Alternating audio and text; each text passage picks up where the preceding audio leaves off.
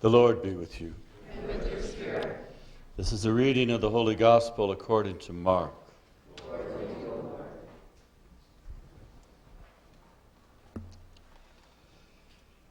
Jesus and his disciples came down the mountain and began to go through Galilee. But he did not want anyone to know about it. He was teaching his disciples in this way. The Son of Man is going to be delivered into the hands of men who will put him to death. 3 days after his death, he will rise. Though his disciples failed to understand his words, they were afraid to question him. And they returned to Capharnaum. And Jesus, once inside the house, began to ask them, "What were you discussing on the way home?" And at this they fell silent. For on the way home, they had been arguing about who was the most important. So Jesus sat down, called the 12 around him, and said, if any one of you wishes to rank first, you must remain the last one of all and servant of all.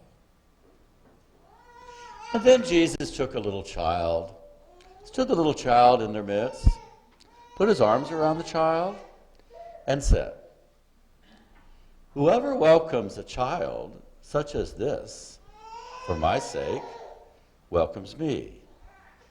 And whoever welcomes me, welcomes not me, but the one who sent me." The Gospel of the Lord. Praise to you, Lord Jesus Christ.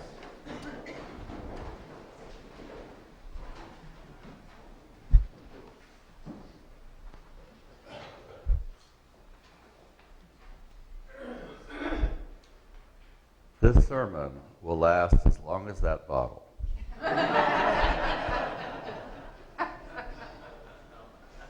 When the bottle's done, the sermon's done.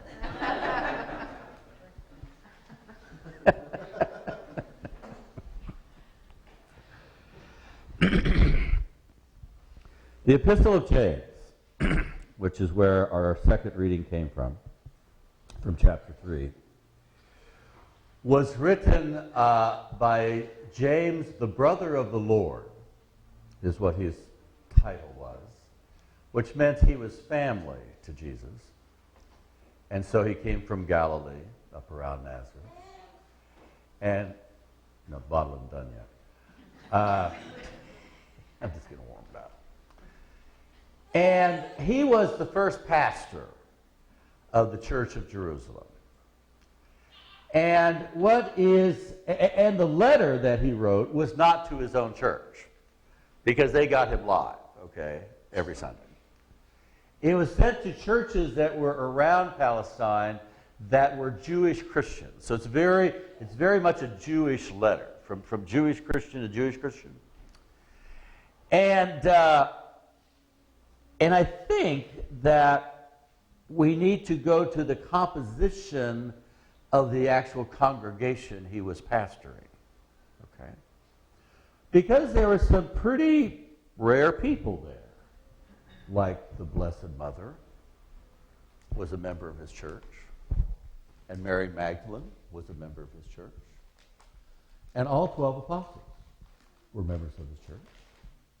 Basically, the members of his church were the leaders of the first generation of Christians that had followed Jesus from Galilee to Jerusalem, where his passion and death and burial and resurrection all occurred. Okay? So, if you're a pastor and you got these people in your congregation, who's going to get up and talk every Sunday? Is it just you? Or is that shared throughout the congregation? Because you have all this wealth of stories, all this wealth of lessons, all this wealth of experiences, of miracles, of healings, of exorcisms. Okay? Mary Magdalene alone exorcised of 7 demons. What was that like? You would want to know, wouldn't you? You'd want to be there when she told that story. You'd want to be there when the Blessed Mother told her story.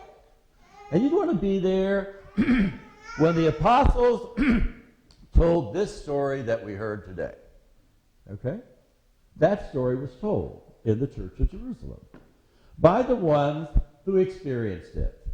Here's what it's like to be nailed by Jesus when you are in total denial and avoidance of what he just told you. To get distracted by arguing about who's the most important when he just told you about his passion and death and burial and resurrection. And you're off on arguing about who's most important among you. As if that matters. Amen? That story was told. A very embarrassing story, don't you think? Don't you love to tell embarrassing stories on yourself in public? I got Jack to laugh on that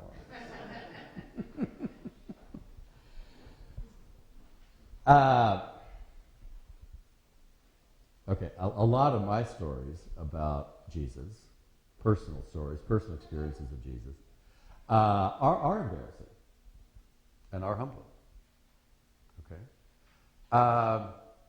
But they got me from here to here. That's a big deal. You know, you don't know how lucky you are that I'm as old as I am when you got me. Jack and Sue can tell you what I was like in my 40s. Yeah, now I'm in my 60s. See? The stories are, but it takes that to get us through avoidance and denial of the hard stuff that we would rather not face. And that's what Jesus was doing with them. And that's what James is doing in this selection today. Just by asking the questions. Where do the conflicts and disputes among you originate? What starts it? What generates that conflict? Okay? Because you can't solve the conflict. You can't get beyond the conflict unless you know, where did that come from? Really. You know, not just pointing fingers at somebody else. Well, he started it. Well, she started it. You remember doing that as a kid? How many here have siblings? How many here had siblings with sibling rivalry? Okay. Yeah. Well, he started it. Okay. Is that the origin of the conflict? Is that the origin of the dispute? Or does it go a whole lot deeper than that? It goes a whole lot deeper than that. Okay. It said wisdom from above is first of all innocent. You know, just because he started it doesn't mean you're innocent. Amen? Amen. Come on now. Yeah, doesn't mean you're innocent.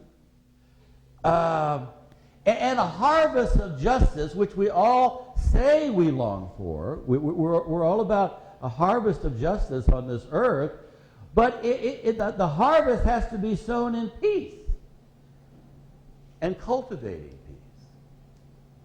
To get that harvest, there has to be peace among people. Okay? And where does that peace come from? It doesn't come from arguing about who's the most important. It doesn't come from saying, well, they started it, and I'm going to finish it. That doesn't create peace. Doesn't create justice.